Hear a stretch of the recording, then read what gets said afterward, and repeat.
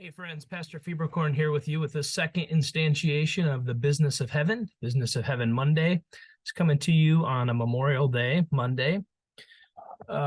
This reading from C.S. Lewis deals with the business of heaven. Is called The Tyranny of Sensitivity. And I didn't know what I was getting into when I went down this route for Monday morning devotion, but man, this is just a fantastic reflection for this Monday. I'm going to read you what Lewis says about the tyranny of sensitivity and then just say a few words about it. He asks this question: did we pretend to be hurt in our sensitive and tender feelings when really it was envy, ungratified vanity, or a thwarted self-will that was our real problem? Such tactics often succeed. The other parties give in. They give in not because they don't know what is really wrong with us, but because they have long known it all too well. And that sleeping dog can be roused, that skeleton brought out of its cupboard, only at the cost of imperiling their whole relationship with us. It needs surgery, which they know we will never face.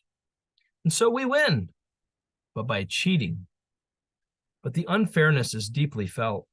Indeed, what is commonly called insensitiveness or sensitiveness is the most powerful engine of domestic tyranny, sometimes a lifelong tyranny. How we should deal with it in others, I am not sure, but we should be merciless to its first appearances in ourselves.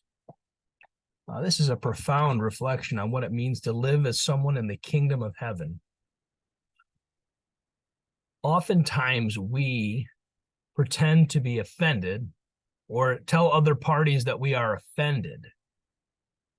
And really what's going on is there's nothing wrong with what the other party did, but it's our own insecurities, our own lack of self-confidence, our own struggles that go on inside that boil over into an attack on someone that they had been insensitive.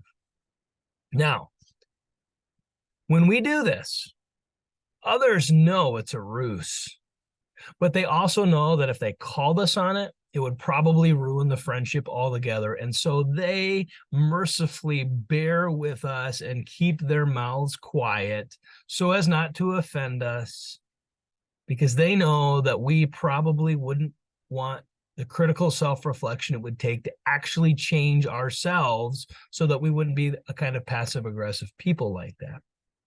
And Luther says that is a powerful domestic tyranny. It allows us to win. We were the offended one. They end up feeling bad, but we win by cheating.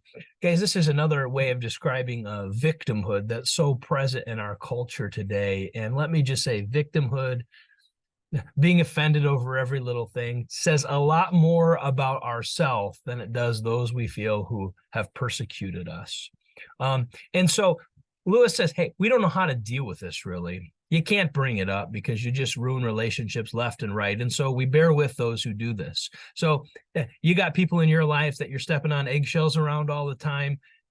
What he's saying is you might as well keep doing that. That's a wise choice, but don't be the one who people have to step on eggshells around. That's an incredible burden to put on your neighbors and your loved ones all the time. And I hearken this back to Romans, where it says, insofar as it depends on you, live at peace with everyone. God calls us to live at peace with our neighbors, but we're only one party in any social transaction.